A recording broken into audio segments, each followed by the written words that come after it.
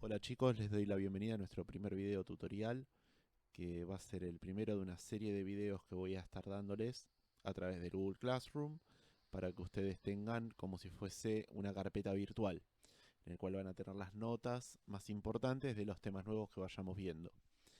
En algunos casos vamos a ver temas nuevos, en otros vamos a hacer un repaso de lo que ya estuvieron viendo con otros profesores, eh, pero de todos modos les va a servir para que puedan revisarlo cuantas veces lo necesiten, así que siéntanse libres de hacerlo. Como verán, el primer tema que vamos a tratar en este video tutorial es countable nouns y uncountable nouns. ¿Qué es esto? Vamos a pasar a la siguiente diapositiva, así lo explicamos de forma más desarrollada.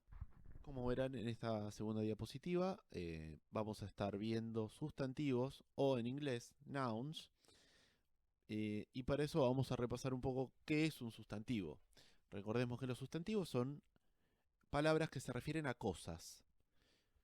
Cosas que podemos ver, tocar, sentir, pueden ser sentimientos, cosas abstractas, cosas materiales. Entonces, por lo tanto, tenemos que hay sustantivos que son contables o countable en inglés y uncountable o incontables en español. Para eso debemos saber cuándo un sustantivo es contable y cuándo es incontable, cuándo es countable o uncountable. Los sustantivos contables son aquellos que pueden ser tanto singulares o plurales, y los incontables son solo los que pueden ser expresados en forma singular. Vamos a poner un ejemplo.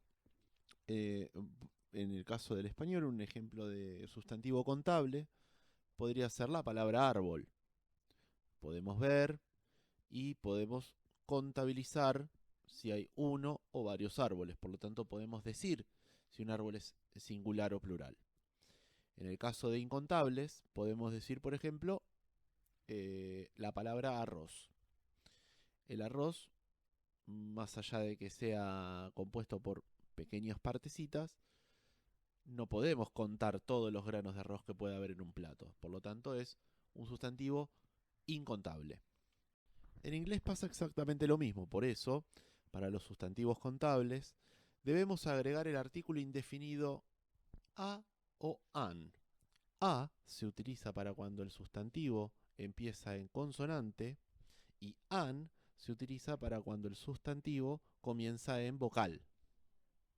Y si queremos hablar en plural, debemos solamente poner el número de cosas que nosotros podemos contar cuando lo vemos.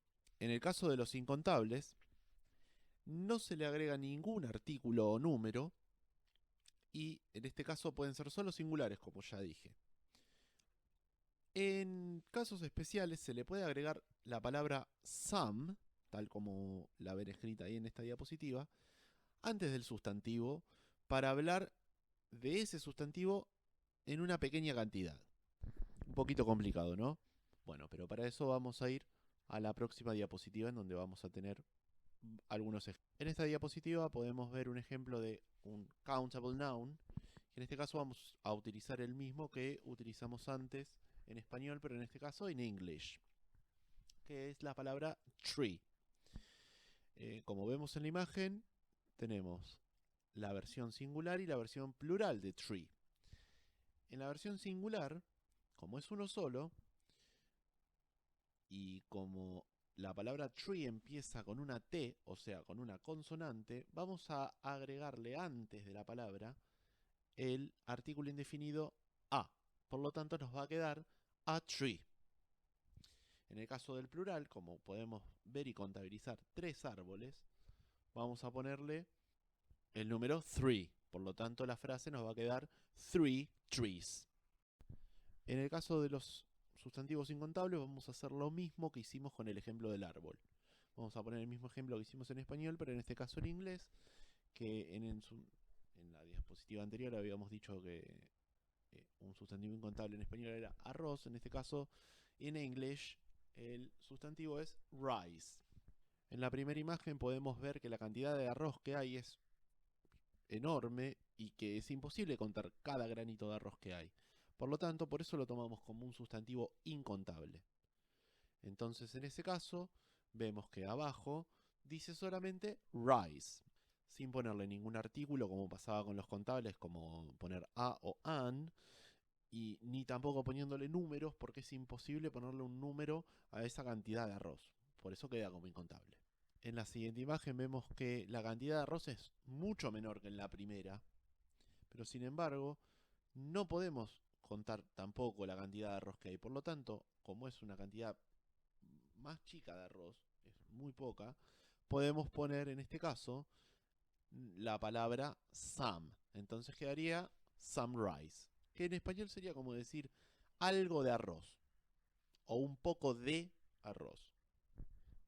Por lo tanto, remember, vamos a recordar, uncountable nouns son sustantivos que no se pueden contar. Son ideas abstractas. Puede ser que estén hechos de partes más pequeñas, como por ejemplo en el caso de rice. Vemos que hay una cantidad que no podemos contar, que es imposible de contar porque es mucho, es demasiado, por lo tanto lo tomamos como un uncountable noun. Lo mismo pasa con algunos alimentos, por lo general los que se cortan en pequeños pedazos, como puede ser por ejemplo ahí que dice meat o carne en español. La carne es un alimento incontable, no es lo mismo como por ejemplo con las frutas o las verduras, que sí las podemos contar, por lo tanto eso también tienen que tener en cuenta. Eh, con los líquidos o los gases también pasa lo mismo, por ejemplo con líquido, por ejemplo agua o water, como dice en el primer ejemplo.